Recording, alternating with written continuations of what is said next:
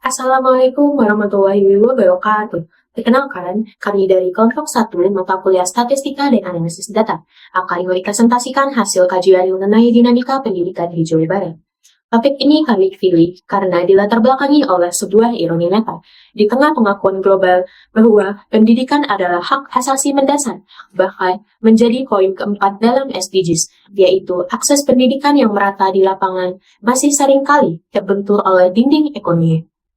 Fenomena angka putus sekolah atau yang biasa disingkat sebagai APS masih menjadi persoalan yang sangat signifikan di 27 kabupaten dan kota di Provinsi Jawa Barat, khususnya bagi kalangan keluarga berpendapatan rendah yang kesulitan memenuhi biaya penunjang seperti seragam, buku, hingga transportasi.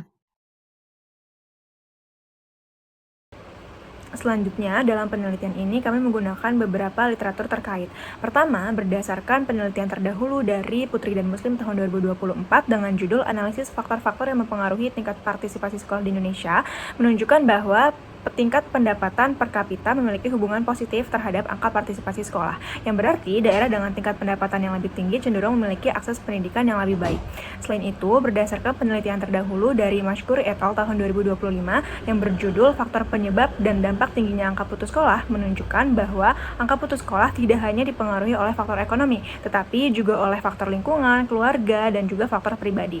Hal ini berarti faktor ekonomi bukanlah satu-satunya hal yang mempengaruhi keberlanjutan pendidikan di Indonesia.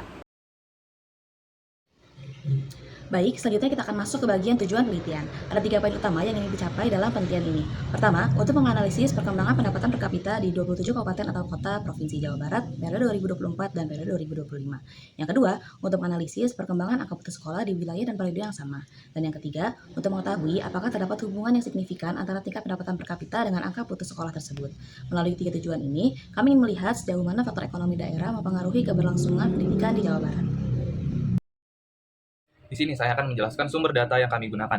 Penelitian ini sepenuhnya menggunakan data sekunder yang diperoleh dari Badan Pusat Statistik atau BPS Provinsi Jawa Barat dan Dinas Pendidikan Provinsi Jawa Barat melalui publikasi tahunan. Data pendapatan per kapita daerah didapatkan dari Produk Domestik Regional Bruto atau PDRB per kapita pada tahun 2024.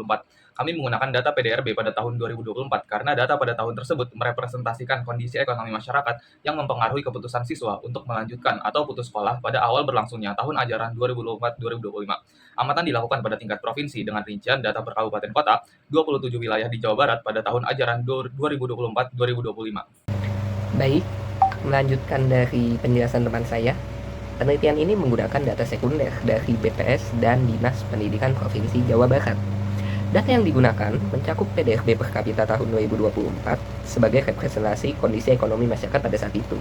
Lalu kita hubungkan dengan angka putus sekolah pada tahun ajaran 2024 hingga 2025. Dan ini meliputi SD, SMP, SMA di 27 kabupaten atau kota yang berada di Jawa Barat.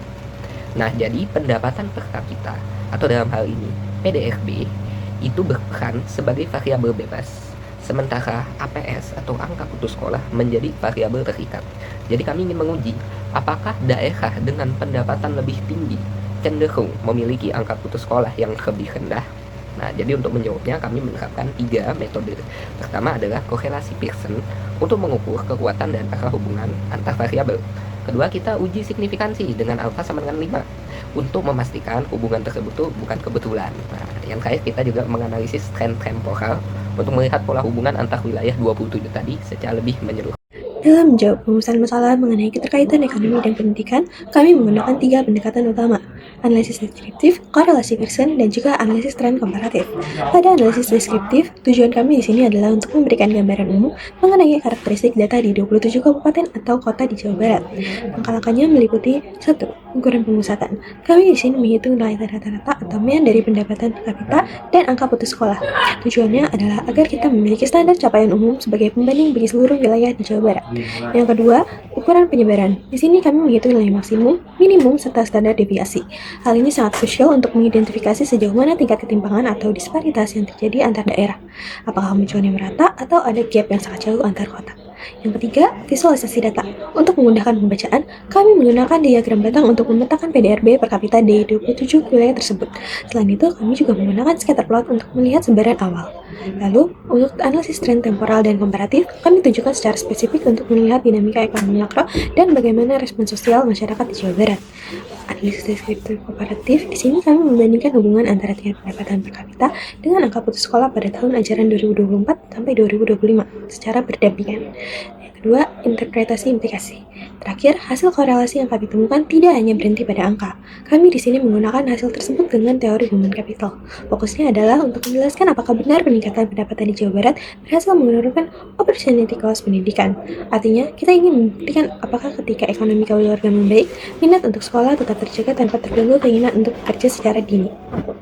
Baik, selanjutnya adalah hasil dan pembahasan. Pada 3.1 merupakan gambaran umum data.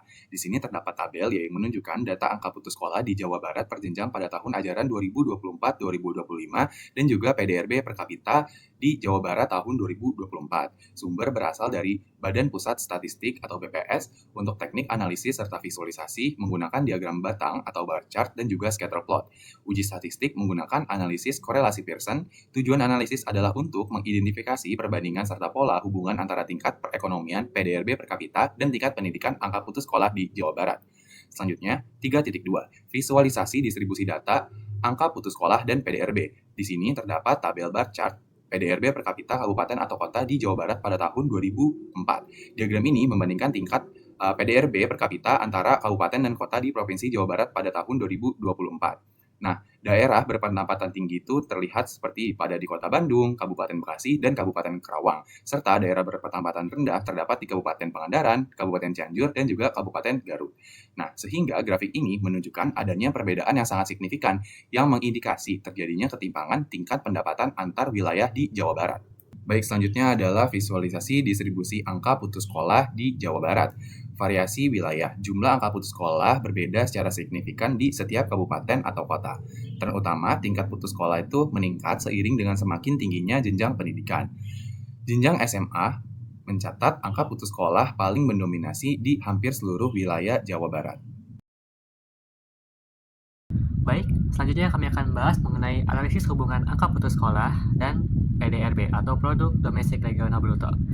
Dan di sini bisa kita lihat yang pertama ada sebuah grafik yang mewakili korelasi di jenjang SD dan hasil analisis korelasi Pearson menunjukkan nilai koefisien itu sebesar 0,1704 di mana secara umum daerah dengan pendapatan per kapita yang lebih tinggi cenderung memiliki angka putus sekolah yang sedikit lebih tinggi, namun hubungan tersebut tidak kuat dan tidak signifikan.